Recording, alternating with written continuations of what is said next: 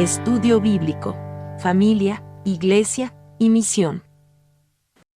Hablando acerca de la basura del silencio, pero no del silencio como hablábamos recién, ese silencio positivo, donde a veces es mejor quedarse callado, sino ese silencio que a veces lo usamos como castigo.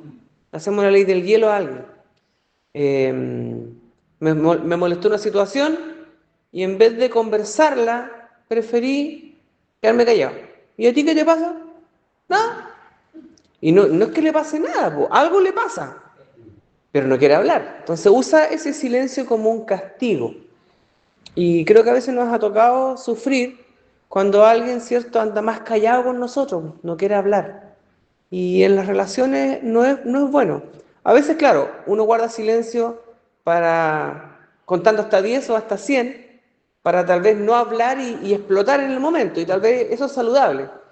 Pero no es saludable cuando uso ese silencio, no porque estoy pensando una mejor respuesta, sino porque simplemente quiero castigar al otro con ese silencio. Es como tal vez el consejo de Pablo en Efesios capítulo 4, versículo 26, donde dice que no se ponga el sol sobre vuestro enojo. Es decir, no sé, a veces se nos pasa el día y llega la noche, nos vamos a acostar y no hemos resuelto la situación con el otro y lo seguimos castigando con el silencio. Y al día siguiente probablemente la situación siga o simplemente se resuelva y a veces simplemente no se habla.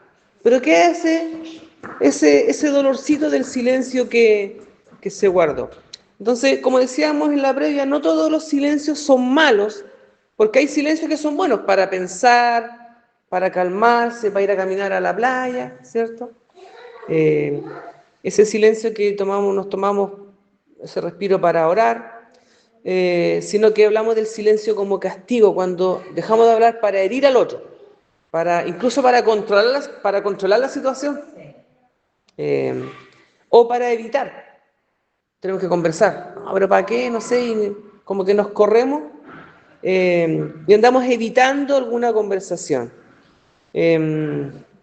A veces, cierto, conversamos y la otra persona nos responde, pero cuando a veces hablamos y no tenemos respuesta, entonces decimos, a este algo le pasa, o a esta algo le pasa, pues no puede pasar a ambos, ¿cierto? A veces no es cosa de una tarde, de un día, sino que a veces incluso se prolonga por varios días y en algunos casos, tal vez a algunos de ustedes les ha tocado pasar que le hacen la ley del hielo por más de una semana. No se ponga el sol sobre vuestro enojo. No se ponga un mes sobre vuestro enojo. Qué terrible, ¿cierto? O sea, el consejo de Pablo es decir, oye, no aguantes, ojalá ni un par de horas siquiera, sin resolver un conflicto eh, sobre todo si es alguien cercano, alguien de nuestra familia. No tan solo evitar hablar con el otro, sino que incluso a veces se evitan hasta las miradas, ¿cierto? Como que a veces ni siquiera nos queremos mirar a los ojos. No hagas contacto visual, no hagas contacto visual. A veces simplemente se corta la comunicación. Y tal vez nos ha tocado escuchar conversaciones, oye, sí, no sé qué le pasa a este, no sé qué le pasa a este que anda callado conmigo, anda alejado, anda alejada. Ese silencio llega ese silencio así como el visitante ingrato, se instala nomás, ¿cierto? Pero no aparece de la nada, porque algo lo genera, ¿cierto? Eh, Tal vez uno puede decir, eh, yo no fui el que me quedé callado, el que se quedó callado fue el otro, y me castiga con su silencio. Y tal vez el otro me castiga con ese silencio porque asume que yo algo hice mal. Pero si no se conversa y no se resuelve, entonces uno toma el rol de juez y te castigo, ¿cierto? Te sentencio por una semana al silencio. Entonces la persona ya te juzgó y ya te castigó. Y qué terrible que en muchas relaciones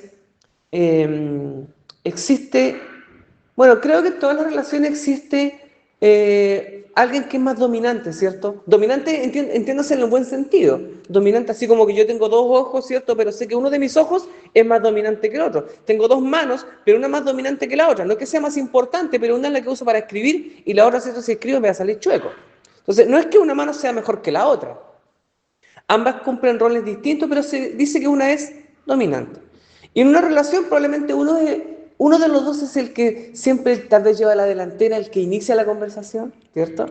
Tal vez uno es el que se lleva mejor con los hijos, no sé, uno tal vez, y tal vez el otro tiene otras habilidades.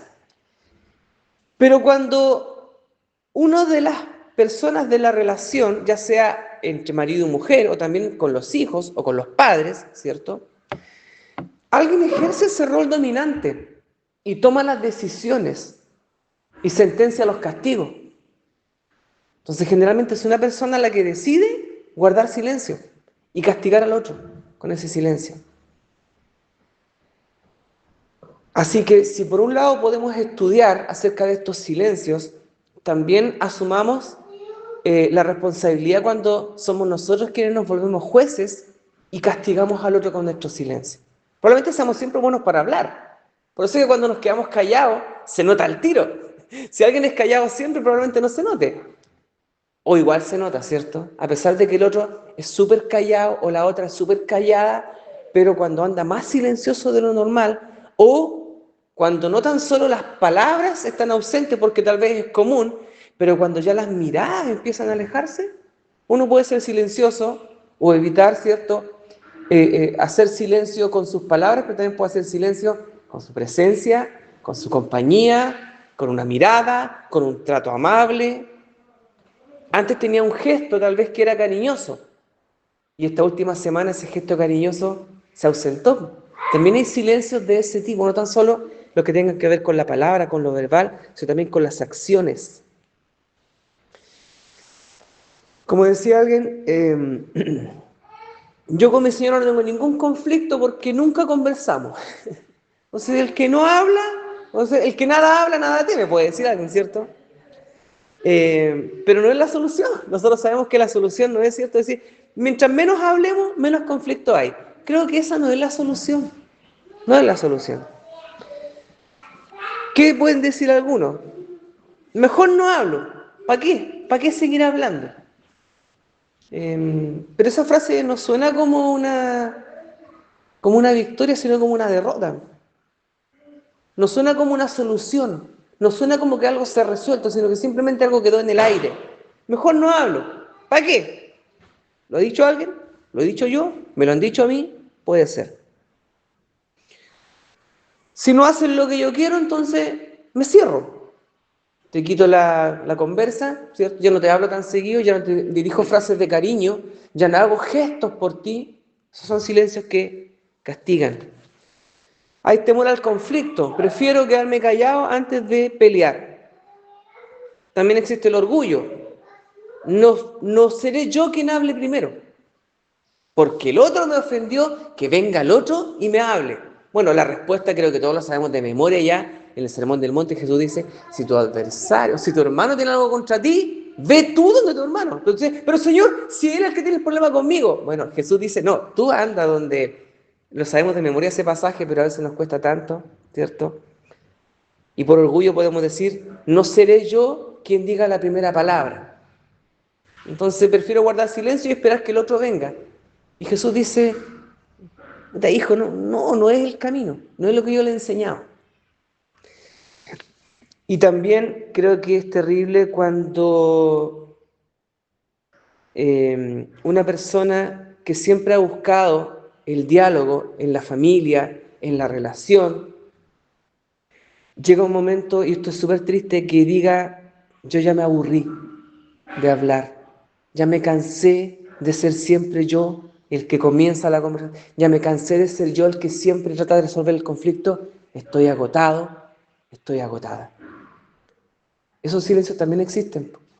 Es triste cuando en algunas relaciones, insisto, matrimonios o padres o hijos, como sabe la otra parte que el otro siempre va a comenzar el diálogo, siempre está esperando que el otro lo empiece.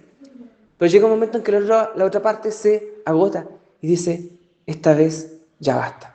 Esta vez no voy a ser yo quien inicie el diálogo. Y eso puede pasar también. Tal vez por salud mental, salud espiritual, salud emocional, no lo sé. Y eso también es complejo. porque tal vez cuando somos los que, o la otra parte en la que inicia siempre el diálogo, hay agotamiento, hay cansancio, hay desgaste, y ya en un momento dice, ya no puedo más con esta situación. Y pasa. Ahora, yo creo y entiendo que como familias cristianas, el deseo de nuestra parte tiene que ser resolver el conflicto. Y estamos aquí para aprender eso. Y los que escuchen también, ¿cierto?, en la grabación, la idea es que aprendamos de esa situación. El estudio de hoy lo vamos a dejar solamente hasta aquí porque tuvimos una previa bastante buena, estuvo muy buena la conversación, gracias por abrir el corazón, como siempre lo digo. Nos hace bien abrir el corazón acá en un tono de confianza. Así que no damos, como siempre digo, no damos ningún tema por cerrado, por el contrario, abrimos muchas puertas y que después cada uno pueda hacer su reflexión en solitario, pero mejor cuando es compartido. Si en su familia, en su casa, con los colegas de repente ahí, ¿cierto?, podemos conversar alguna de estas cosas que hablamos acá hace un rato atrás y las que compartí recién, nos hace bien. Ojalá que estas conversaciones y estas reflexiones no nos causen sufrimiento, también lo decimos, ¿cierto?, sino que sea hecho con alegría. La serie de estudios que se viene después van a estar hechas con más alegría. Si de repente, a veces tal vez cierto, muchos de los mensajes que acá expreso, no quiero sonar pesimista, pero sé que hablamos cosas que son directas y que nos atañen directamente, donde todos resultamos afectados. Y esto a veces nos duele un poco porque hablamos de cosas que nos han causado cierta sensibilidad en el corazón. Entonces a veces la hablamos desde un recuerdo doloroso, pero que hoy día ya lo hablamos de otra manera. Lo hablamos con más resolución, porque Dios ha trabajado en eso. Entonces, recordamos algunas cosas también donde los silencios, donde las palabras han causado daño, molestia, pero hoy día, desde la distancia, podemos ver que Dios ha hecho el trabajo en nuestro corazón y esperamos que así siga siendo. Amén.